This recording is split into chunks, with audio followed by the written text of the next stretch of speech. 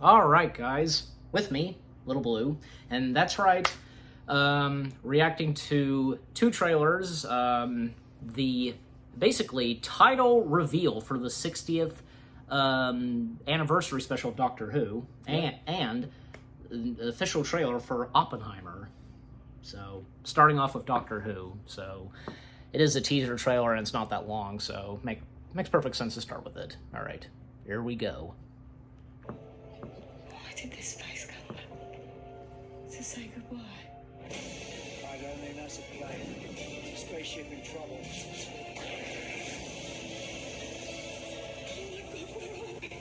That's right, all right. He's here. Driving you mad. Laughing at the human race. Oh, okay. Three specials, okay. So, Don't forget to click below to subscribe to the official Doctor Who YouTube channel. thank you, David. All right, so the titles of the trailers, like, yeah. Well, what do we think of that? You know, I'm happy that he's coming back. Yep.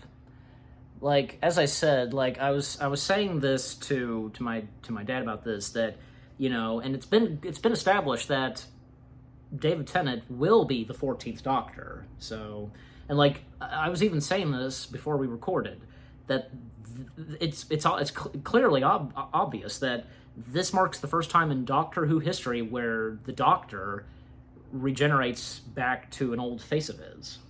Yeah, which is cool. It's a spin. You know, it's kind of a spin on the tradition, which I like. They've done that before. That they're doing it. They've done that before, like starting with, like, you know, say the War Doctor, John Hurt.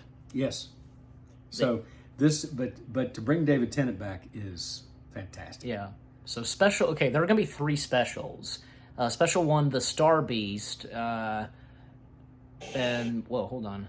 Special 2, Wild Blue Yonder, and Special 3, the Giggle. So it's going to be interesting to see how they do this. I'm assuming that these three specials are going to be the reintroducing him as Doctor Who, yeah, the 14th Doctor. Mm-hmm. With an old face of his. Exactly. Yeah. So, and if you notice, like, you know, because Neil Patrick Harris, he appeared, like, he's going to be playing a villain. It's been said that it's been said, and it seems likely that Neil Patrick Harris's villain is an old villain that has not been seen on Doctor Who for many years, and I'm talking, say, back when it was the first Doctor, William Hartnell. He was called the Toymaker, and he was like a big threat to the Doctor. So everybody has been saying that could be the villain that Neil Patrick Harris is playing, the Toymaker. So, you know, just have to wait and see. And there are a couple of creatures that we've not seen in Doctor Who in live action that have appeared in comics. Right. Like there was that like fluffy like creature with the ears. That creature was in, like, say, the Doctor Who comics with the 4th Doctor, Tom Baker. So, right. Yeah. So there's that. But I don't know, like, still, like, thoughts on these three specials coming, you know, for the 60th anniversary of Doctor Who? I'm excited about it. I think it's going to be really cool. Again, to have him back as the Doctor. And Russell T. Davies helming Doctor Who. Right. Yep. To hear David Tennant, the way he would always, you know, his little thing with Doctor Who, what?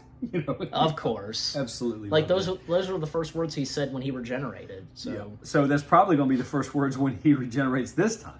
Well, that he knows yes, he's back to this form. You know, I think I might have told you this, but he did regenerate in the series finale with the 13th Doctor, so Jodie Whittaker. But yeah, and yet the 5th. I remember when, you know, the 50th anniversary happened. That was amazing. You know. Yeah. With the 10th Doctor, the 11th Doctor, and, you know, with John Hurt as the War Doctor. Yeah, and I'm sure for a lot of people, like, who would have known, like what the 60th anniversary special was going to be like, you know, years after the 50th anniversary special, and seems like it's going to be promising. And, I agree. And very exciting. Yes. So, with that out of the way, Doctor Who with the 60th anniversary and with the title reveals, you know, the 3 specials, we now come to the new official trailer for Oppenheimer. Anxious? Very. Yes. All right, so we shall begin now.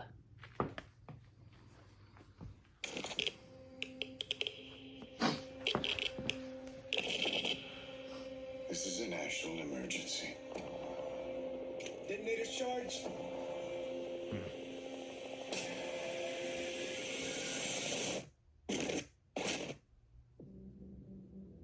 Christopher Nolan. We're in a race against the Nazis. And I know what it means. If the Nazis have a bomb. We have a 12-month head start. 18. How could you possibly know that? We've got one hope. All America's industrial might and scientific innovation connected here. A secret laboratory. Keep everyone there until it's done. Let's go recruit some scientists. Build a town, build it fast. If we don't let scientists bring their families, we'll never get the best. Why would we go to the middle of nowhere for who knows how long? Why? Why? How about because this is the most important thing to ever happen in the history of the world? Yep. You're the great improviser, but this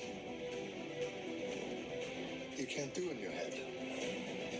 Are we saying there's a chance that when we push that button, we destroy the world? Chances are near zero.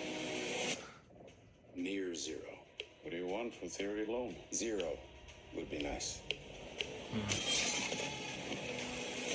Wow. This is a matter of life and death. I can perform this miracle. World War II would be over. Our boys would come home. That's happening, isn't it?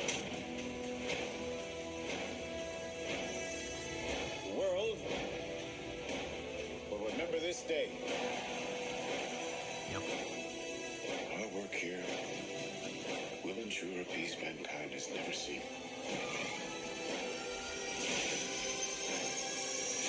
Until somebody builds a bigger one. You are the man who gave them the power to destroy themselves. And the world is not prepared.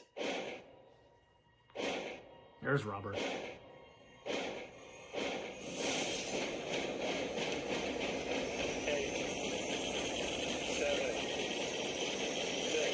5, 4, 3, Truman needs to know what's next. 2, What's next? 1.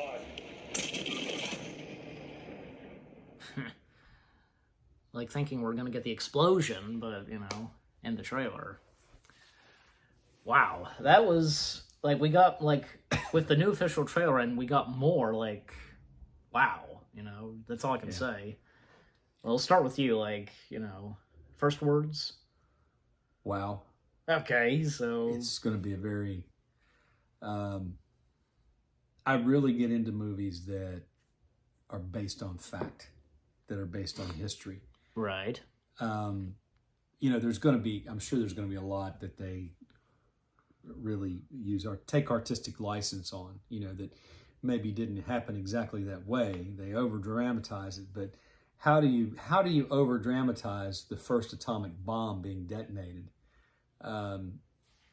You know, as it was done out in the desert, and how they brought all these scientists and their families out to the desert and worked there in secrecy right, for so long, and they were threatened that if any of them spoke of it outside, that it was such a top secret program that if any of them were spoke of it to the press or to anyone outside below Right. top secret level, Right. that they could be fined and imprisoned for up to 10 years. yeah, So with that threat, they kept their mouth shut. They did. and they did their work, and they got it done. But detonating that bomb, you can say what you want about nuclear bombs. It's having the world powers that have nuclear weapons capability, which includes the United States, China, Russia, Israel, France, Italy, England, the NATO powers, as they're called. That those, it's always been called mutually assured destruction, or MAD. Yep. Because you would have to be mad to push the button to start a nuclear war. That's because right. once you did, then every power on Earth that had nuclear bombs would launch at each other, and it would destroy the world. The world as we know it would be destroyed, and life on Earth would be destroyed. Yeah. I hate to paint a dark picture, but that's the truth of it. It is the truth of it. So when they built the first atomic bomb, they were fighting against time, because the Nazis in Germany were the Nazi regime. Mm-hmm. They were working on an atomic bomb, That's right. and had they finished it before the United States, Yep. we would all be goose stepping, wearing swastikas now, Yeah. more than likely. So, we did what we had to do. It was a terrible thing. A lot of people died. Hundreds of thousands of people died from the two atomic bombs they dropped on Hiroshima and Nagasaki. But it also ended the war, and it also saved millions more lives. So Yes, it did. there's that. Yeah. It was a necessary evil at the time. It was a solution to a very serious problem, and not a perfect solution, but it was a solution. So, and Dr. Oppenheimer, he, as he quoted from the Hindu Bible, he quoted saying that he said, "I have become death." And that is basically what he was. He created the bomb, and he had become death. He had created death, massive death. And if he hadn't done it, somebody else would have. If he hadn't split the atom, figured out how to split the atom and create the atomic bomb, somebody else would have. But it could have been our enemies who created it first. Because as it was, when we created it, we dropped 2 bombs. It took a second bomb for Japan to surrender. Yeah. And then Nazi Germany followed suit. Exactly. They surrendered after that, and we ended World War II. Yeah, we did. But again, if you think about it, if the Nazis had finished their their bomb ahead of us, Yep. it would have turned out much differently. It would have. Yeah. Because they probably wouldn't have stopped at 2 bombs. And they could have, in effect, if they were that far advanced, they could have, in effect, destroyed the world. So, and Hitler was a madman anyway. Of course, yeah. So that probably wouldn't have, that probably would have suited him to destroy the earth. Yeah. So I'm looking forward to this. I think this is going to be it's going to be a very serious movie. It's going to be a very good movie. It might be one of Christopher Nolan's top best movies he's made. I would say it's probably in line for an Oscar. Just from seeing the trailer. Yes. And knowing what I know about it. And Cillian Murphy, if I'm saying his first name right. Cillian Murphy him taking on the lead role of Oppenheimer. He may be bound to be nominated for an Oscar. I'm sure he will be. He is one of my favorite actors. And he's done a lot of Christopher Nolan films, and he's basically Christopher Nolan's top Lucky Charm. So yeah, he is his delivery. This time, he has the main lead of one of his movies. So right. And if you watch him and I'll go back to the Dark Knight series where he played Dr. Crane / Scarecrow. Exactly, he was amazing in that. Yes, he was. He was a mad doctor for one thing. He was, but his mannerisms, how he delivered his lines, everything. There was a cadence to his voice. Yeah. That it was very rhythmic, and it hypnotized you to watch him act. Yeah. And then the show that he's been on in I think Netflix carries it, or it's a Netflix series. It's called Peaky Blinders. I've watched it. It's about the old mob, of I think it's Great Britain. I can't remember for sure, so don't quote me on any of this. But it's set in the I think in the late 19th century. He stars in that. He's so good in that. Yeah. So, like I don't know, just like one shot, one like footage of him in the trailer. Like I don't know, like how he looks like right here. Looks so the way his face looks. Just Yeah, he's almost gaunt. The way his, Yeah. But if you see Dr. Oppenheimer, what Dr. Oppenheimer looked like, the characteristics they're eerily similar. Yeah. Even his facial features, that was very good casting. I know. On Christopher Nolan's part. Yeah. And all the other people that are in this, like Emily Blunt and Kenneth Branagh and Robert Downey Jr., Matt Damon. Yeah. Yeah. So and Josh Peck, like he's in this too. Who so. plays? Yes. Einstein, Albert Einstein, because I saw Albert Einstein in this. I know that's who it's supposed to be. Are we sure? Like I'm pretty sure. I'm not sure if that. I wasn't even thinking if that was him. Pretty sure that's him right there. That's supposed to be Albert Einstein. I'm not exactly sure who that is. I'm not really sure, The actor, but I might have to go back and look to see like if it is Albert Einstein, like in this movie. Just saying. If you check the Like- IMDb page, Did Albert Einstein and Oppenheimer ever come face to face, like in reality, or? I don't know. You'd think they would, because Einstein was a brilliant A brilliant scientist. Mathematician.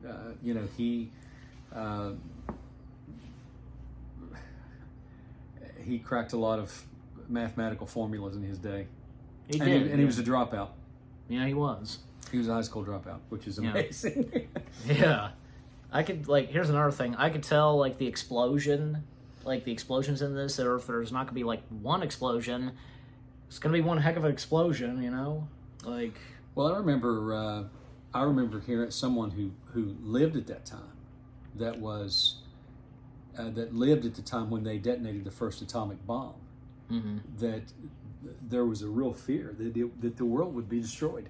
Yeah. And I remember them telling me that they were in swimming that day when that bomb, and they hoped that maybe that if they were in the water, that maybe it would save them from burning up, And I just thought, how naive to think, because first of all, if you were even in the vicinity of a nuclear bomb or an atomic bomb when it exploded, the water would instantly be vaporized, and so would you. Yeah. You'd never know what hit you. You'd be turned into you'd go from matter to gas in a split second. Yep. So it would be instantaneous. Oh yeah, definitely. But yeah, I think we covered pretty much everything. Yeah. We've had to say. Yeah. About Oppenheimer. Can't wait. Cannot wait for this movie to come out. I've been looking forward to this. Well, you were the one that told me about it. I didn't even realize it was coming out. I would have thought you knew that, before I told you. No, and when you told me who was playing Oppenheimer, I was like, oh my gosh, that is the greatest casting ever. So I think that with Cillian Murphy playing Dr. Oppenheimer, it's going to be a top-notch film, and he's got a good supporting cast too. Yes, absolutely. And of course, the fact that Christopher Nolan is just one of the best directors there is out there. Yeah. That's going to make the difference, because he knows how to tell a story. Yes. In pictures. Yeah. He had already had done one film that was based on a true story, Dunkirk. Yeah. Yeah, there was that. So, which I think that took place during World War II. I think Germany. Exactly. And again, when I told you this for the first time about Oppenheimer, because you did not know anything about this and you were surprised to hear and seeing an image of Cillian Murphy in the getup as Oppenheimer. Mm-hmm. Yeah, so...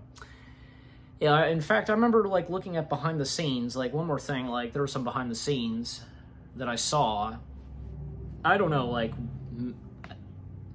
because Christopher Nolan was like doing some explosion or something for the movie. I don't know. I don't know either. I mean, I'm sure there was explosions carried out. I doubt they detonated a bomb, a nuclear bomb, or an atomic bomb. But there's the special effects in it are going to be pretty terrific. In fact, in that video of the behind the scenes, there's a bit of footage that's taken from Kingdom of the Crystal Skull. I don't know why. Like, well, it's actually not taken from that. It's taken from the original footage that was shot back when they detonated the bomb to see what it did. There were cameras set up to where they could see what damage was done. Well, I'm just saying, I recognize that one shot where in Kingdom of the Crystal Skull, the camera like pans out and we see the bomb. You know. Yeah, and I think they recreated that actually. So that original footage, but okay. I just thought I'd point that out. But overall, looking forward to both Doctor Who, the 60th anniversary, like 3 specials, and Oppenheimer. Yeah. Yep. Any last words? I must be off. He says that for me. We hope you've enjoyed our reactions to Doctor Who and Oppenheimer, the trailers, and so on. What about you guys? What did you think of the trailers themselves? Let us know what you thought of our reactions. Leave comments and give this reaction video a like as always, and we'll see you guys in the next video/reaction. More reactions on the way. They're going to be awesome. Keep looking forward. Take care, and peace out.